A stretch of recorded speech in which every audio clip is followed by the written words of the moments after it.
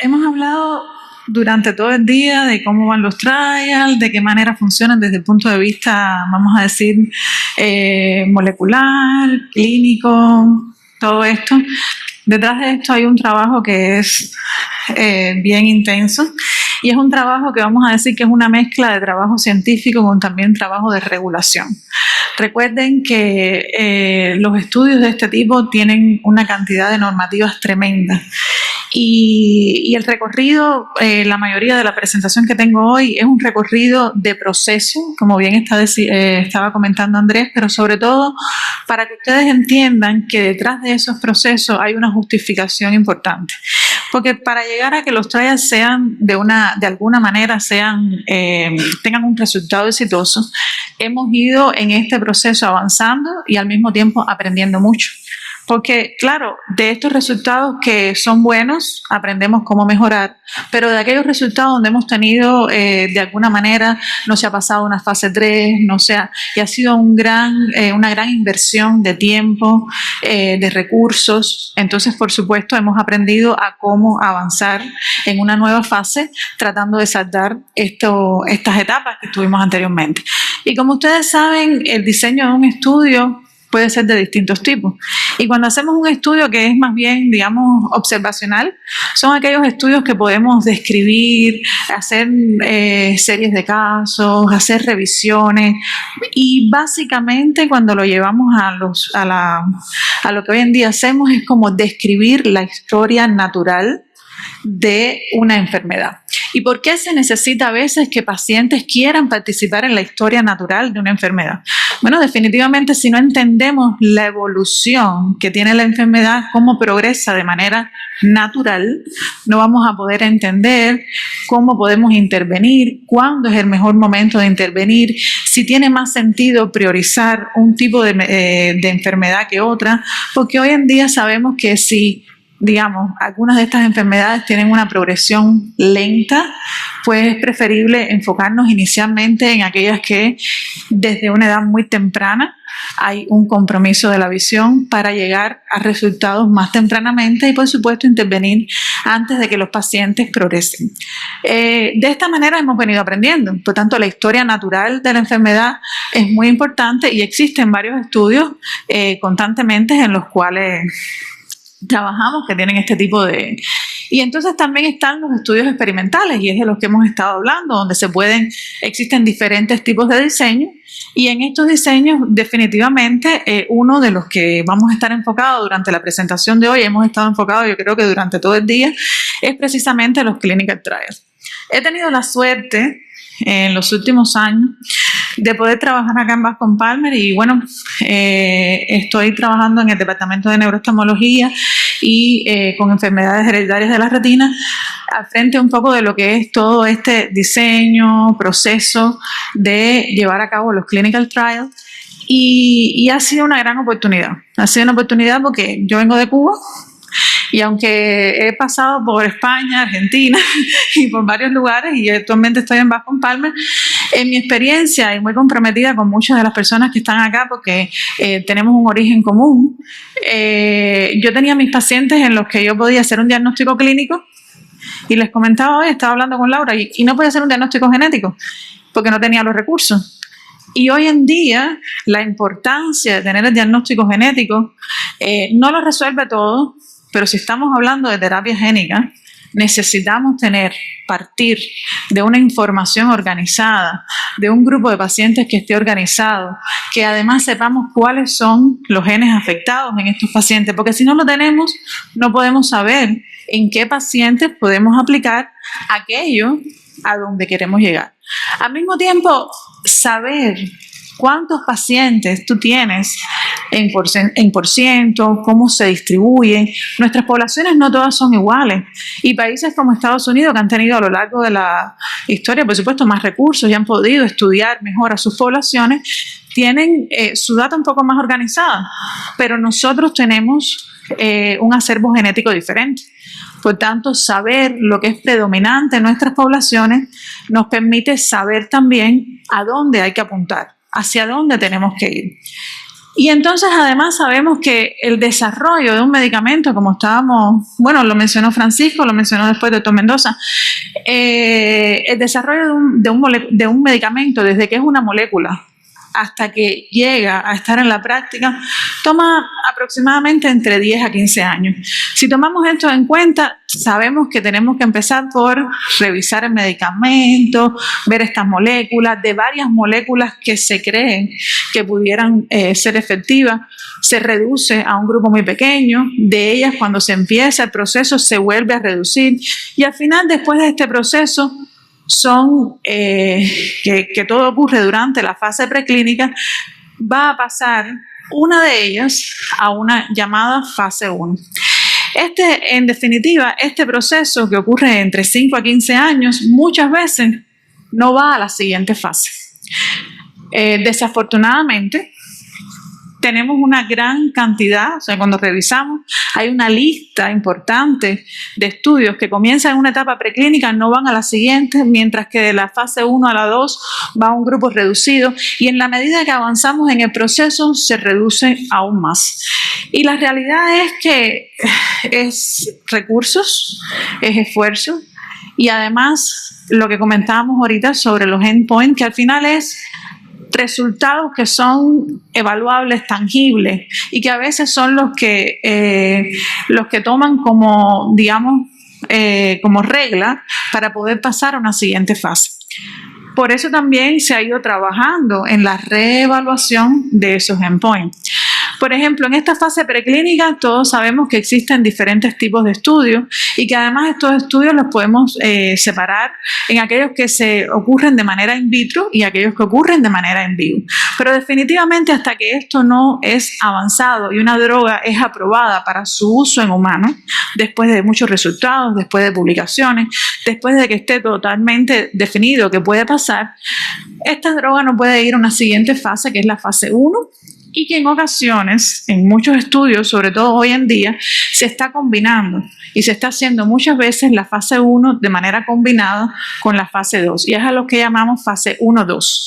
¿Por qué? Porque en la etapa más temprana dentro del mismo estudio, lo que se hace es evaluar lo que sería seguridad y tolerabilidad de la droga. Mientras que cuando se hace 1-2 combinado, además de evaluar esto, se empieza a dar la primera parte de la evaluación de cuán efectivo es este medicamento. Eso no es el resultado definitivo, pero sin duda, si no tenemos un resultado que muestre cierto grado de efectividad, las grandes agencias reguladoras no nos van a permitir pasar a una segunda etapa. Por tanto, aproximadamente el 70% de las drogas que pasan de una fase 1 pueden llegar a una fase 2. Mientras que, como ven, de una fase 2 a una siguiente fase, que sería la fase 3, solamente el 33% se mueve a la siguiente fase. O sea, en la medida que avanzamos en este proceso, hay una reducción del mismo. Vamos a hablar un poquitico por qué pasa esto, pero realmente es un hecho. Por tanto, ya estudios que lleguen a la fase 3, como decía Francisco, hay muy pocos hoy en día. Y es cierto. Y la razón es que hay un agotamiento en el proceso, un agotamiento de recursos, hay un agotamiento del personal. Y hay también estas limitaciones que estuvimos discutiendo sobre los endpoints. Y hoy en día tenemos estudios interesantes que están atendiendo pacientes, sobre todo enfocados en pacientes. Por ejemplo, tenemos el estudio de Ocugen, que está en fase 3, que está enfocado en pacientes con mutaciones en ROS y en un brazo también agnóstico, que puede incluir otro tipo de diagnósticos de retinosis pigmentaria. Tenemos, como decía el doctor Mendoza, un estudio bastante prometedor, que es basado, que está tratando específicamente RPGR, que es el estudio VISTA, por si alguien ha revisado y lo ha podido leer. También existe un estudio que es muy interesante, que es bastante grande, que el nombre es NAC Attack. Este estudio, como todos conocemos, la N-acetilcisteína es un medicamento que se usa ya en el mercado, se comercializa, y en este caso, más de ser un tipo de terapia génica, es un medicamento que supuestamente se diseñó para algo y se ha encontrado que es un potente antioxidante. Y volvemos a la pregunta de la antioxidación. Bueno, pues está basado en que a dosis diferentes y para uso diferente a lo que previamente estuvo en el mercado, pues se está también utilizando en este estudio que está en fase 3 y está para específicos grupos de RP. Es agnóstico, pero realmente tienen que tener determinadas condiciones para poderse utilizar. Después que la fase 3 ocurre, si tenemos la gran suerte de que después de ser evaluado, la FDA, en este caso estoy hablando, pero también la EMA, en el caso acá en Europa, después de ser evaluado, nos da la confirmación que puede pasar a la siguiente fase. Entonces viene una fase 4 y, por supuesto, recuerden, todos los estudios, independientemente de que hay un proceso que está diseñado en un protocolo, después que este tiempo del protocolo ocurre, que puede ser entre 1 y 2 años, dependiendo del tipo de protocolo, va a venir seguido siempre de 3 a 4 años, en dependencia también del protocolo, que el paciente debe ser seguido, y es una cuestión de seguridad. O sea, hay que estar, independientemente de que finalice el estudio, el paciente tiene que ser seguido, porque además de la seguridad que impone la FDA y las agencias reguladoras, también están que estos resultados contribuyen a lo que va a ser la data de larga evaluación. Entonces, al final vemos que es un proceso. Como bien decía Andrés, es un proceso, hay que ser muy estricto en cada una de estas etapas, pero para que todas estas etapas ocurran de manera segura, de manera correcta, donde hay yo siempre, cuando tengo que conversar con los pacientes, me enfoco en algo. O sea, nosotros que estamos tan cerca de ustedes, que trabajamos con asociaciones de pacientes, sentimos como ustedes la necesidad. Pero esa necesidad a veces hace que los pacientes desesperadamente busquen opciones. Y esas opciones no siempre son las mejores opciones para ellos, o en ocasiones es un derroche de gastos, porque son pacientes que están al otro lado del mundo y dicen, ¿dónde será que esto se puede hacer mejor? Y lo hablábamos con Nicolás, bueno, en Estados Unidos, y ayer también hablábamos, René, vamos a Estados Unidos. Entonces es como todo el mundo buscando dónde, y muchas veces las opciones que son conocidas en cualquier lugar del mundo, lo que sencillamente las personas están desesperados y están buscando. Y realmente no todos los estudios son buenos para todos los pacientes.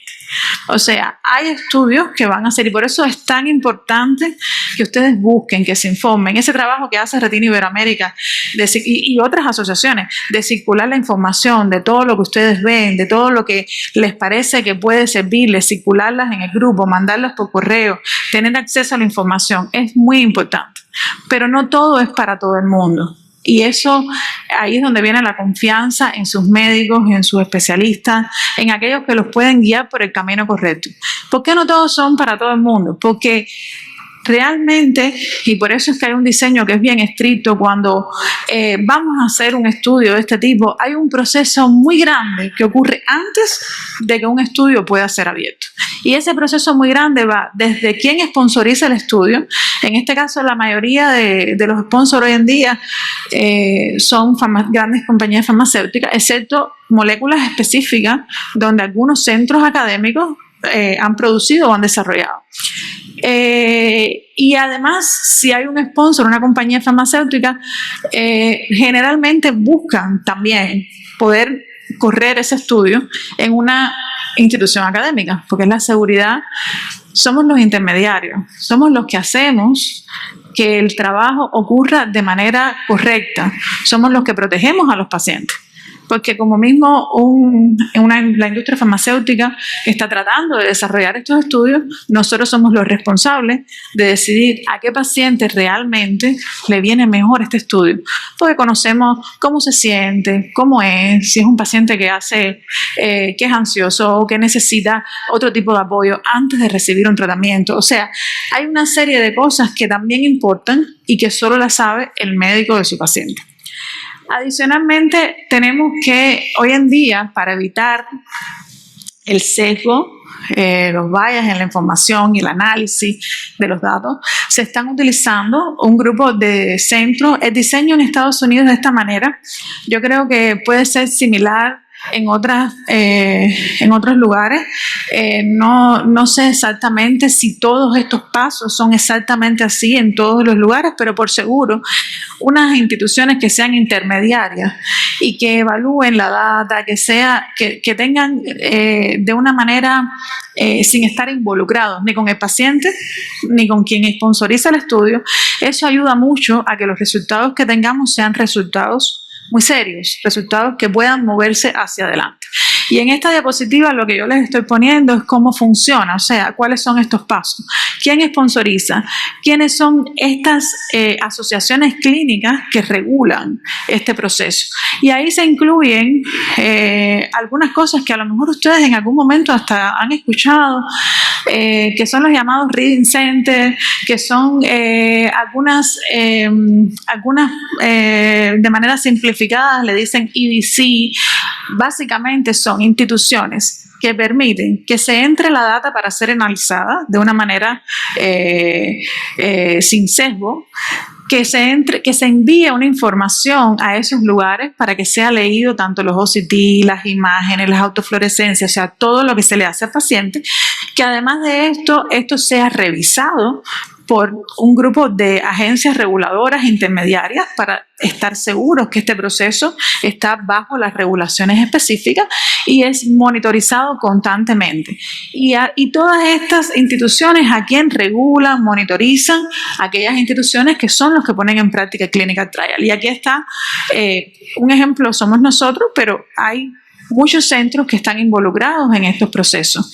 Por supuesto, existe un grupo de trabajo, como decía el doctor Mendoza hoy, un grupo de trabajo que incluye el investigador principal, los subinvestigadores, todos los técnicos, los profesionales, los coordinadores de estudio y todo aquel personal adicional que puede cooperar en esto. Los centros de lecturas no son más que estos centros que reciben toda esta información. Nosotros les enviamos toda la información de cara al futuro. Toda la información que es enviada desde cualquier paciente en la clínica hacia cualquiera de estos centros siempre está día identificada. O sea, nunca se envía ninguna información con ninguna de los detalles que tienen que ver con la identificación, con regresar atrás y poder encontrar un paciente. No existe esa posibilidad, es parte estricta de las regulaciones. Además de eso, estos centros también tienen certificaciones muy específicas, tanto una habitación que se utiliza desde la cantidad de luz, la cartilla que se utiliza, las distancias a las que se miden, todos estos procesos tienen que estar certificados y estrictamente conducidos. Cualquier mínima desviación en estos procesos es una desviación en el estudio y también tiene que estar recogida y si hay que regresar atrás poder saber si esto tiene alguna... Y como ustedes ven, esto no es una cosa de los Estados Unidos.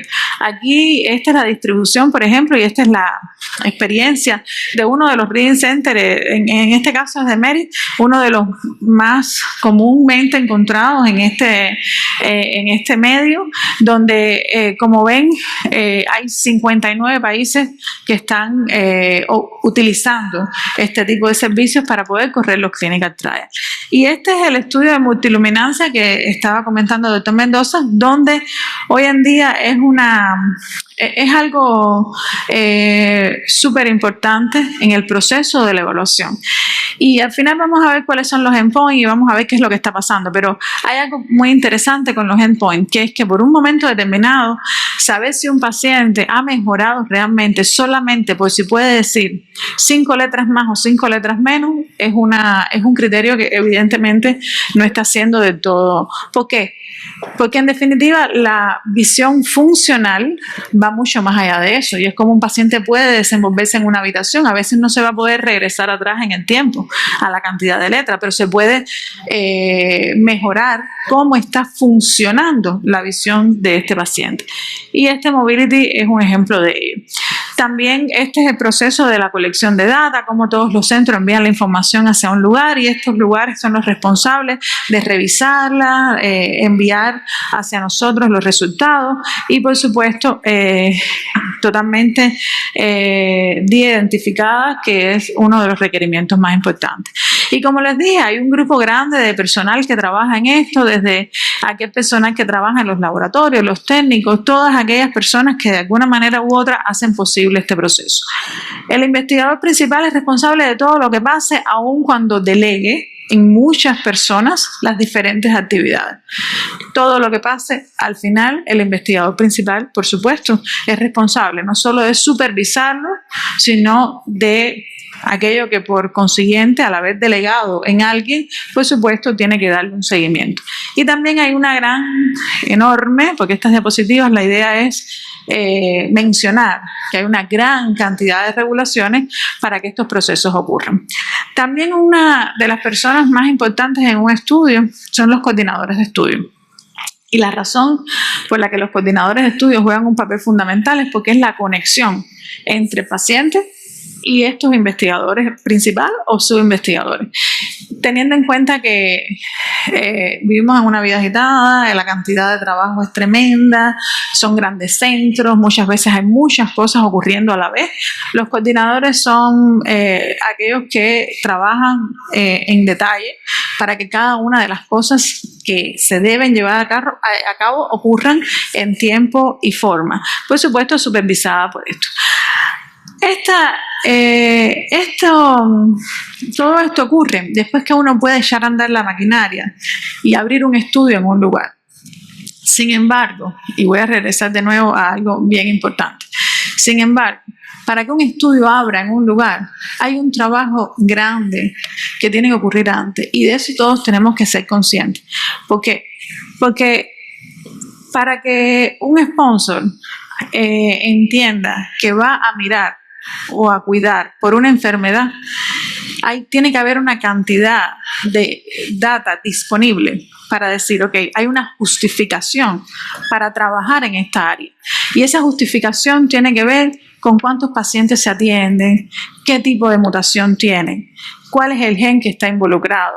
Y eso es un trabajo que es fundamental y es algo que tiene que estar anticipado. No se puede esperar a que ellos vengan para comenzar a revisar. Si uno organiza su información y tiene cuál es su casuística, cuáles son las mutaciones involucradas, es mucho más fácil decir, ok, ustedes quieren hacer un estudio, pues mis genes más frecuentes en esta población son de este tipo y yo con estos genes puedo tenerte esta cantidad de pacientes. Y eso es muy importante. ¿No? ¿Se oye ahora? Sí. Y eso es muy importante porque es lo que hace que un lugar sea elegible para poder seguir trabajando. Además, por supuesto, es importante saber si tienen un grupo de trabajo que es asequible, si además se trabaja con calidad en el lugar, si tienen una farmacia que puede manipular este tipo de recursos de manera con calidad y con precisión. Que además de esto cumplen con todas las regulaciones de la FDA, con todo. Si esto ocurre, entonces hay una gran posibilidad que se pueda abrir un estudio en un lugar. Y por supuesto, esto es una maquinaria. Una vez que uno crea la serie de condiciones, lo que sirve para un estudio, sirve para más de uno, porque son condiciones básicas, aunque cada uno corran con sus propios protocolos. Pero ¿qué es lo que pasa? Que pasar a la fase 3 o de la fase 3 en adelante es tan difícil. Realmente ha habido una historia de fallos y hay publicaciones que recogen cuáles son las causas principales de estos fallos. Y una la hemos mencionado en varias ocasiones y es cómo se toma en cuenta aquellos que son los endpoints que nos van a permitir evaluar los estudios. Y otra también que yo he dicho por el esfuerzo en los recursos es esta que está acá. se estima que el desarrollo, el 54% del desarrollo de estos trials fallan por una eficacia inadecuada. Y esa eficacia inadecuada, ¿con qué está relacionado? Con aquellos endpoints que estuvimos mencionando antes. Los recursos para realizar los estudios son súper importantes. Hay estudios, el 22% de los estudios que han fallado en fase 3 están relacionados a gastos excesivos en el estudio, que después no permiten que el estudio continúe porque se agotan los fondos que de un momento inicial estuvieron pensándose que se podían ser suficientes. También algo que hemos encontrado con cierta frecuencia es el diseño de los protocolos. O sea, cuando se está pensando en abrir un estudio, el diseño de este protocolo es fundamental. Tener en cuenta desde el principio aquello que va a ser importante para el avance de la investigación. Si no, esto incurre en gastos extra, en tiempo extra y en mucho retardo en el proceso de la investigación. Porque si este protocolo hay que hacerle cambios, fíjense que el 16% de los protocolos terminan teniendo múltiples amendments, o sea, múltiples correcciones durante el proceso. Y eso hace que termine en un fallo excesivo. Cuando hablamos de los endpoints relativos a las 15 letras, esto es bien importante, lo mencionó Mendoza antes, yo creo que lo he mencionado yo en varias ocasiones. Este límite exclusivo para este valor trae como consecuencia que algunos estudios que han sido bien interesantes y que han demostrado que pueden ir adelante sean parados por el camino. Y la verdad es que esto es un proceso de aprendizaje, yo creo que todos estamos aprendiendo. Y esto no es determinado por nosotros, sino por las agencias reguladoras. Y en este proceso de aprendizaje, una de las cosas que han ocurrido es lo que se mencionaba antes, que es cómo se han utilizado otros elementos para poder tomar en cuenta cuán bueno o cuánto ha avanzado el resultado de una investigación. Y ahí están el Mobility Test, que es el estudio de multiluminancia. Está también los estudios de autofluorescencia, de OCT, etc. Como sabemos, además tienen que haber determinadas estructuras de regulación que son súper importantes y sobre todo están mezcladas dependiendo del tipo de protocolo, dependiendo de cuál es el medicamento que se está utilizando, si es una terapia génica, si es otro tipo, y en dependencia de eso, pues entonces tienen que pasar por algunos comités específicos que son los relacionados si es una máquina nueva que está saliendo al mercado y no una terapia génica, etcétera, que tienen que estar todos ellos regulados también. En definitiva, esto que está acá es cómo se registra un estudio en clinicaltrials.gov. Yo sé que muchos de ustedes probablemente han buscado o han tratado de buscar información y una de las páginas más serias para esto es clinicaltrials.gov, donde deben estar registrados todos aquellos estudios que cumplan con o que sean un clinical trial.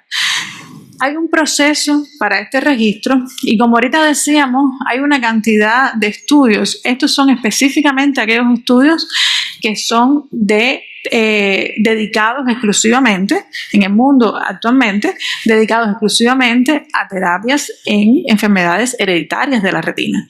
Y como ven, esto no es una cosa exclusiva de los Estados Unidos, aunque es uno de los que más estudios tiene abierto en estos momentos, pero es algo donde sabemos que en el mundo, de alguna manera, están involucrados.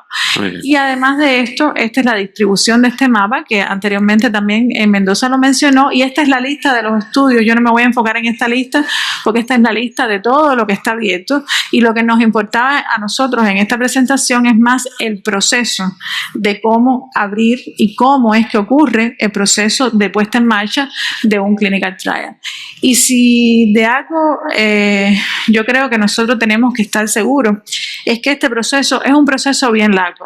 Ha sido una carretera histórica, no es algo a lo que hoy estamos aquí de manera, es un proceso. Todos los que estamos aquí evidentemente estamos muy involucrados y queremos que esto vaya adelante.